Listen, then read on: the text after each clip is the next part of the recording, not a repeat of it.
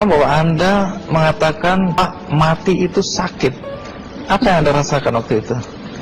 Rasa dada sesak, terus sakitnya tuh seperti ditusuk pedang, terus seperti kulit binatang Dikuliti gitu? dikuliti hidup-hidup. Sakit sekali waktu itu Sakit rasanya? sekali. Terus di dada saya terasa sesak. Setelah itu paman saya mengajar saya mengucap kalimat thayyibah, terus mengucap doa kalimat syahadat, asyhadu an la ilaha illallah wa asyhadu anna muhammadar rasulullah. Apa betul waktu roh Anda itu dicabut dari kaki gitu, Iya. Anda bisa melihat jasad Anda? Sempat saya melihat jasad saya pada waktu itu, tapi sebentar. Setelah itu saya dibawa pergi oleh dua orang malaikat ini. Dan pada waktu itu saya ingin ketemu sama ayah saya. Kebetulan ayah saya sudah meninggal. Dan suatu ayah saya meninggal, dia berusia 55 tahun. Setelah saya ketemu di sana, dia tuh berusia muda.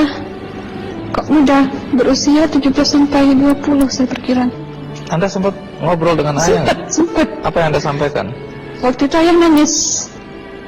Ayah saya bilang, kenapa kamu kesini nak? Pulanglah, di rumah tidak ada orang. Kasihan lihat ibumu dan adik-adikmu. Tidak ayah, janjiku sama Allah sudah sampai. Dan pada waktu itu ayah saya menangis. Lalu apa yang dia ucapkan? Diam aja dia, tersilang. Kembali ke malaikat tadi, bentuk yang Anda lihat seperti apa malaikat ini? Dia ini laki-laki, tapi mukanya sama semua. Berapa malaikat? Dua. Iya. Fisiknya seperti apa? Seperti berserban, berpakaian ihram, mukanya sama. Wajahnya seperti apa? Wajahnya sulit saya gambarkan. Yang jelas dia ini sama, dua-dua itu sama rupanya. Apakah ada ucapan dari dua sosok yang Anda anggap malaikat itu? Ada. Apa kata mereka? Waktu itu saya mengalami perjalanan spiritual. Saya disoal oleh malaikat itu dengan sebutan Ma ayyutuka, siapa Tuhanmu? Tanya. Waktu itu roh saya menjawab, Tuhanku adalah Allah. Siapa pemimpinmu? Pemimpinku adalah Nabi Muhammad Sallallahu Alaihi Wasallam. Mana kiblatmu? Kiblatku adalah Ka'bah. Siapa kedua orang tuamu? Siapa saudara maramu? Terus saya diperjalankan. Setelah itu kedua orang malaikat ini memimpin tangan saya, tangan kiri saya, membawa saya ke satu tempat, menduduki saya di sebuah kursi. Pada waktu itu kursinya tuh empuk, mungkin latan busanya ya, cantik. Terus di sana saya duduk. Di sebelah kanan saya ada tiba-tiba berwujud seorang perempuan. Dia mengaku Amal. Kamu siapa? Kata saya. Aku adalah amalmu semasa kamu hidup di atas dunia. Dan selama kamu di sini, saya akan menemanimu sampai yaumul akhir, itu katanya. Dan pada waktu itu saya melihat perempuan-perempuan solehah berpakaian muslimah, berkerudung, mencium pipi kanan, pipi kiri. Mungkin salam perkenalan pertama waktu menduduki di situ. Setelah itu saya dihijrahkan lagi, dibawa oleh dua orang malaikat ini lagi, melihat dosa-dosa besar ya. Di sana saya diperlihatkan ada seorang laki-laki memikul besi di bahunya. Saya perkirakan besi itu mungkin beratnya tuh berton kali ya. Berat sekali ya? Berat sekali. Terus dia berjalan nggak sampai ke tujuannya. Berlumuran darah nanah, baunya na'udzubillah misalnya. Bajunya tuh sobek-sobek. Waktu itu roh saya disaksikan oleh Amal. Saya tanya kepada Amal, roh tanya sama Amal, wahai Amalku, dosa apakah yang manusia ini lakukan sewaktu ia hidup di atas dunia? Amal menjawab pada waktu itu, sewaktu manusia ini di atas dunia, dia ini adalah menyantet orang, menemuh orang. sehingga dia berjalan nggak sampai yaumul akhir katanya. Yang kedua, saya melihat ada seorang laki-laki saling bunuh-membunuh. Sebentar kayak gitu lagi.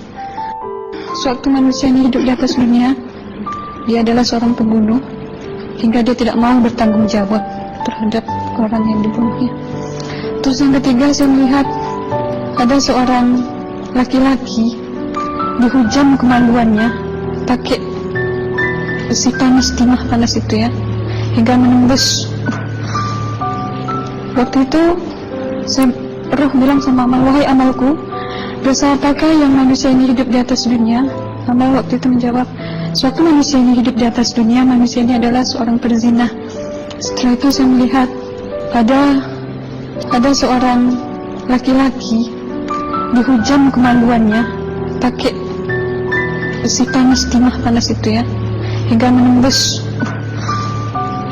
Waktu itu Roh bilang sama amal, wahai amalku, dosa apakah yang manusia ini hidup di atas dunia?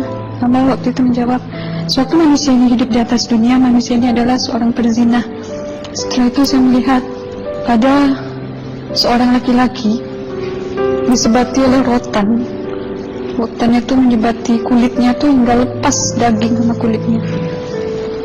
Itu amal menjawab, suatu manusia ini hidup di atas dunia, dia ini tidak pernah sholat Islam, hingga waktu matinya pun dia tidak mengucap 2 kalimat syahadat. Dan pada waktu itu Roh sama Amal sempat menghafiz Quran pada waktu itu dengan harapan supaya orang manusia yang Allah siksakan ini bisa terampuni dosanya. Jadi masih sempat waktu itu ya? Iya, Roh sama Amal yang menghafizkan, menghafiz Quran, bertahzim, bersalawat, baca ayat 1000 dinar, membaca Yasin. Tapi sayang,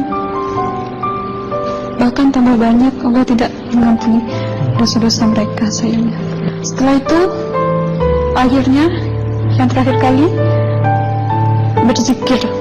Zikir saya pada waktu itu subhanallah walhamdulillah wa la ilaha illallah wallahu akbar la haula wa la quwwata illa billahil aliyyil azim. Sekuat-kuatnya nada saya berteriak, tiba-tiba saya merasakan detik jantung ya. Waktu itu mungkin paman saya yang menyaksikan.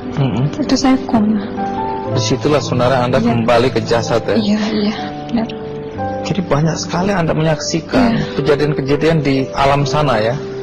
Nah, menarik karena waktu kami menghubungin Mbak Aslina, pada dasarnya Mbak Aslina keberatan menceritakan kembali kisahnya.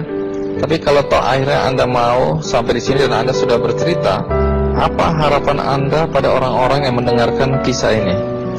Ya, harapan saya pertama, ya lebih banyak menyambut puasa ya, lebih banyak mendekat diri aja sama Allah, perbanyakkan amalan soleh, perbanyakkan zikir, perbanyakkan sholawat, baca Quran, dan sebagainya. Itu harapan Anda ya? Iya.